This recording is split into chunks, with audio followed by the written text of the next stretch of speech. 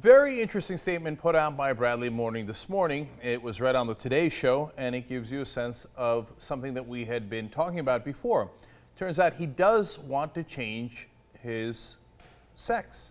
It's because he believes that, in fact, he has been a she all along. And this is not something unusual in America or in the world. This happens all the time. Now, in this case, it's just someone we have been doing a lot of stories about, that's in the public eye, that's doing it right after, obviously, their sentencing was done. And so I guess a lot of people think it's controversial, but I honestly don't understand why. First, let me read you the statement. She says, as I transition into this next phase of my life, I want everyone to know the real me. I am Chelsea Manning. I am a female. She goes on to say, given the way that I feel and have felt since childhood, I want to begin hormone therapy as soon as possible. I also request that starting today you refer to me by my new name and use the feminine pronoun. Okay, where's the question? So, going forward, I know it's, for people I guess unfamiliar with it, it's a little unsettling. I knew him as a guy and his name was Bradley Manning. Now we have to switch over and now she is Chelsea Manning. Okay, it'll take you a little while to get used to it. You'll be all right. Okay, now this is actually not news for a lot of people. It was talked about in their trial, and there was articles actually written about his conversations with Adrian Lamo, who wound up turning him in. And in those logs that were used against him, he had talked about this already. She had said, I'm already starting to give Brianna a digital presence, Twitter, YouTube accounts set up in her name. Domain and server set up sometime this week, going to design and build an entire content management system from scratch. Literally going backwards 4 years to start over, talking about how he has to rebuild his identity as, at the time, Brianna Manning. Apparently, she's had a change of heart and is now going with the name Chelsea Manning. And look, I know that it gets confusing. Back then, he was a he, now she's a she. So as you know, as I think I just slipped up a little bit there, that'll happen normally. No big deal. Again, it'll take about 5 minutes or 5 days, depending on who you are, to adjust. Back then, Bradley Manning continued, this is such a disaster, crisis. I need a lot more than a hug, saying this will all take a long time to adjust to the new identity online that he's setting up at the time. If I'm on my own, I'm on my own, I guess, but people are going to see my true colors either way. So obviously, at the time, he'd been dying to do this for a long time.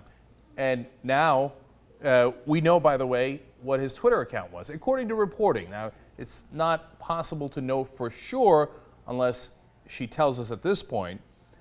But back then, it appeared, and the reporting was that she had set up an account called Brianna Manning.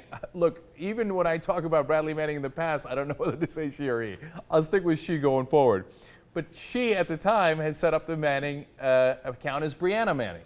Now, I have to confess, if this turns out to be confirmed later by Chelsea Manning, I'll be very proud. But the two people that Brianna Manning were following, well, one of them was the Young Turks. So I feel a special connection to Manning, partly because of that, but mainly because she's an American hero.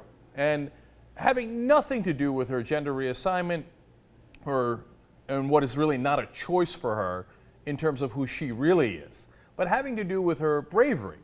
And a person that's going through all these different struggles, etc., still had the courage and the temerity to say, hey, you know what the American government is doing is wrong.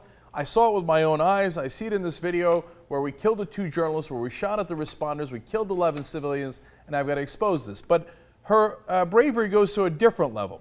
Her lawyer, David Coombs, just came out and talked about how it turns out the government wanted to get her to cooperate and testify against someone else. And that they had ratcheted up the pressure tremendously.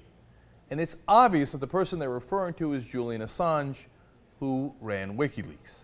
And of course, the information that he leaked did go to Wikileaks. And David Coombs explains, of course, she did not bend to that pressure and was willing to face the maximum 90 years anyway. In the beginning, of course, before we knew 2 of the charges were going to be dismissed, she actually faced a life sentence, and she would not give in. She wouldn't say, oh, Assange put me up to it.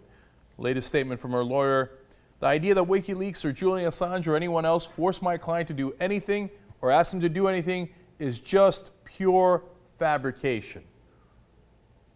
I mean, think about it. They had her in solitary confinement for 9 months, and she wouldn't bend.